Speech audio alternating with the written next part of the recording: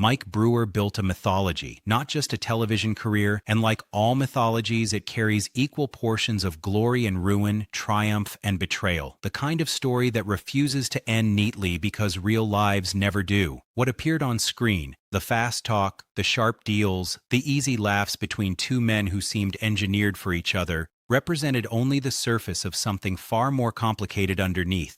Below it sat a partnership being stretched well past its natural limits, a network pulling strings no viewer could trace, and a man who, when everything around him collapsed, made the deliberate choice to remain standing at the precise moment most people would have quietly dissolved into anonymity. That choice extracted a price nobody outside those production doors ever fully understood, and the version of events that spread across the internet, the one that appointed him the villain of his own story, was built on less than half the truth. August 28th, 1964. That's the date Mike Brewer entered the world, born in Lambeth, South London, into a household where automobiles weren't a hobby, but the entire architecture of daily life. His father, Roger, operated a car customizing shop, which meant Mike's childhood assembled itself from engine noise, motor oil, and the constant sight of half-finished machines being coaxed back to functionality by patient, grease-covered hands. Where Roger's gift lived in his mechanical instinct, Mike's arrived through entirely different channels. A mouth that could move product and a mind that read people the second they crossed a threshold, combining into something no amount of formal training could manufacture or replicate. That combination of salesmanship sharpened by authentic, unperformable passion for automotive culture would carry him further than any qualification ever could. As a teenager, he was already flipping second-hand vehicles in London, learning negotiation before he could legally operate the cars he was selling, and none of it required performed enthusiasm because the love ran too deep to fake. Television producers noticed. His first real breaks came through programs like Deals on Wheels and Pulling Power in the late 90s, and audiences responded immediately, drawn to a television presenter who was charismatic without tipping into insincerity, knowledgeable without lecturing, and funny without the visible effort of a person who has rehearsed being likable. But presenting someone else's format wasn't where his ambition stopped, and the show he eventually pitched to Discovery Channel in 2003 came directly from what he believed television about cars could genuinely be: honest, educational, and rooted in the real culture of buying, restoring, and selling used vehicles for profit. Wheeler Dealers launched that year, and automotive television has never fully recovered from what it started. For the mechanic who would complete the formula, Mike found Edd China, and the pairing looked improbable from the outside. Mike arrived loud, quick, all forward energy and relentless momentum, while Edd moved slowly and deliberately, finding a particular piece inside an engine bay that the outside world seemed unable to offer him. Their chemistry wasn't engineered by a casting director, and it couldn't have been, because that kind of dynamic either exists between two people naturally, or it simply doesn't exist at all. Between these two men, it existed completely. Viewers didn't merely watch Wheeler Dealers, they trusted it, which is a distinction that matters enormously in reality television, and that most programs never achieve regardless of budget or effort.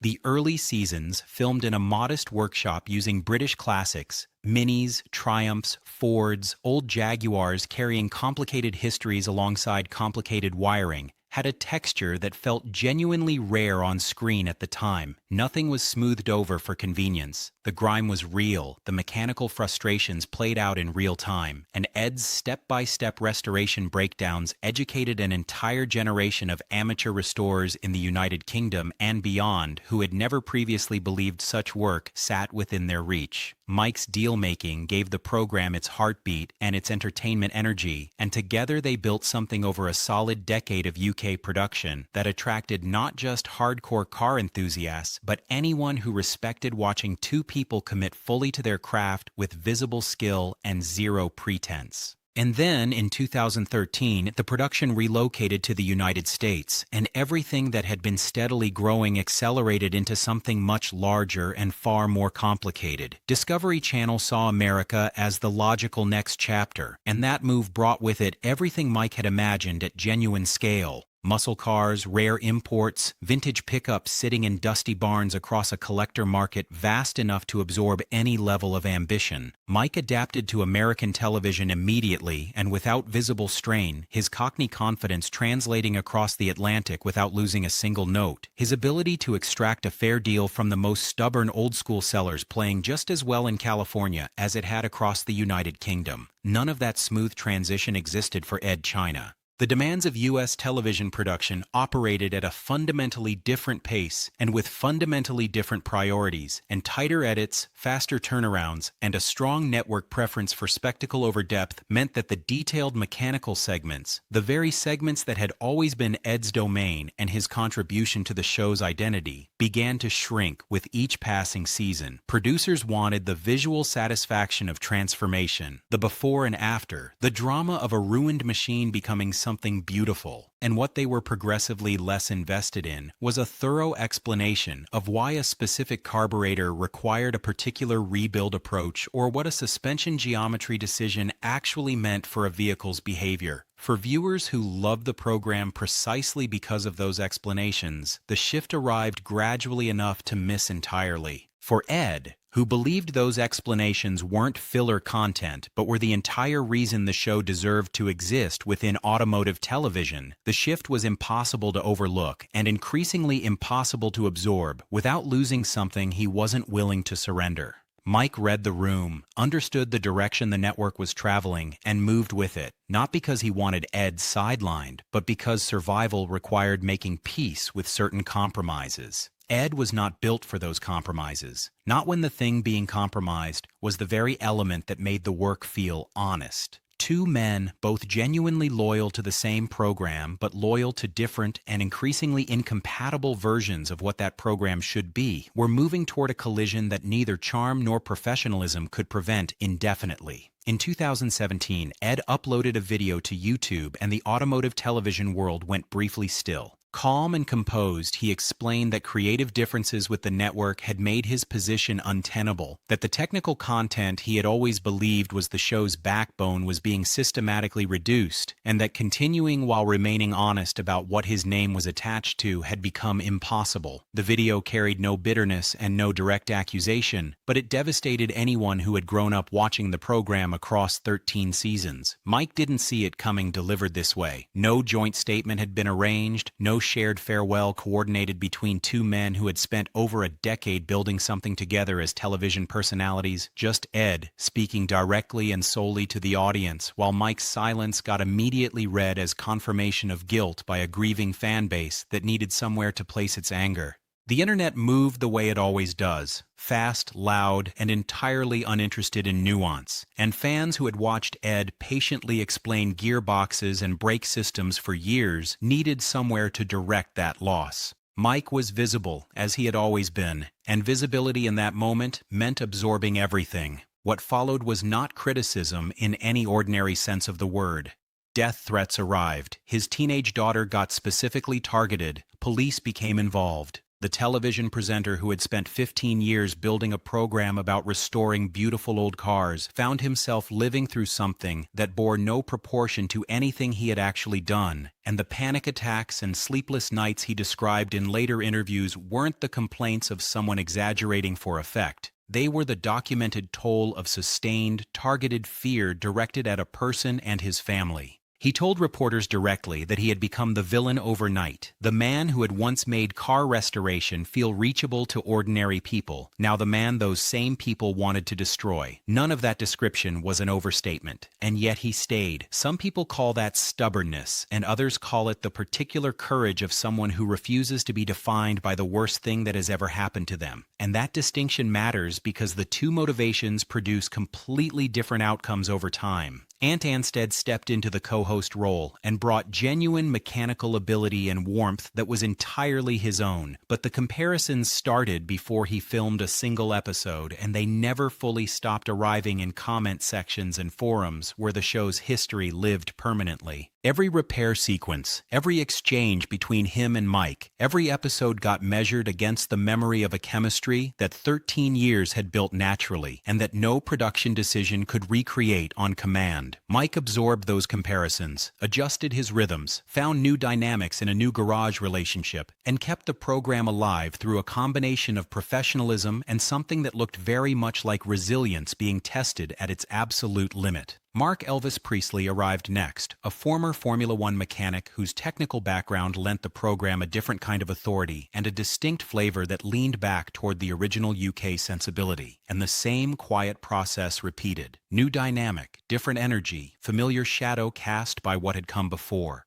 Through every cast change and format adjustment and shifting network expectation over the years following Edd's departure, Mike Brewer remained the constant, the single element that didn't move when everything else did. People who worked closely with him through those years described someone struggling in ways the camera was never allowed to see. The guardedness that had never been part of how he operated in the early garage years became something he wore consistently and carefully, and the joy that had been visible in every frame of the early seasons had been replaced by a more defended version of the same performance. Fame had carved something out of him, and the collapse of the most celebrated partnership of his career had filled the gap with weight that didn't lift quickly or cleanly. But here's the thing that gets buried whenever the story of the split gets told. None of that darkness stopped the work. Mike launched restoration projects for veterans, showed up at small independent garages, and used the platform he'd built to champion craftsmen who would never have the visibility he did, and remained an advocate for classic car culture within the broader automotive industry, not because it served any calculated strategy, but because he genuinely couldn't imagine caring about anything more. The bitterness that would have consumed many people subjected to what he endured during those years seemed unable to reach whatever sits at the center of who he actually is. And what sits there is still the South London kid from the workshop who loved cars before he could articulate why. The question fans keep returning to, the one that resurfaces in every interview and every comment section where the old clips still circulate freely, is whether Mike and Edd will ever share a garage again.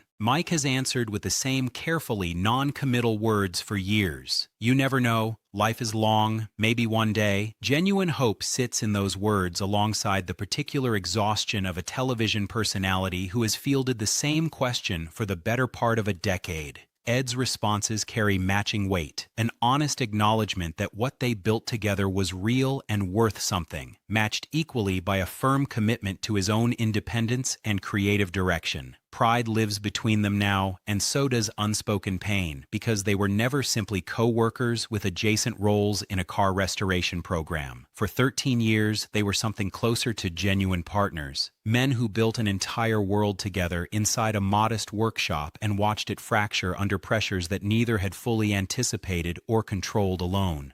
A real reunion would need to be personal in a way no television production can manufacture or schedule, and personal reconciliation has never operated on anyone else's timeline. Mike Brewer's full story resists the clean reading. No polished chrome finish exists here. No uncomplicated ending. No tidy resolution that makes everything comfortable. What it carries instead is the record of a man who took the worst version of public blame, absorbed sustained fear directed at himself and his family, watched the most celebrated partnership of his career dissolve without a proper farewell, and showed up for work anyway. In the workshop, on camera, at car shows, in small garages that nobody else in his position would bother visiting. Whatever verdict the comment sections delivered long ago and continue delivering today, the man never stopped finishing the deal. And in a world where most people fold the moment the personal cost becomes genuinely real, that is not a small or insignificant thing to carry forward.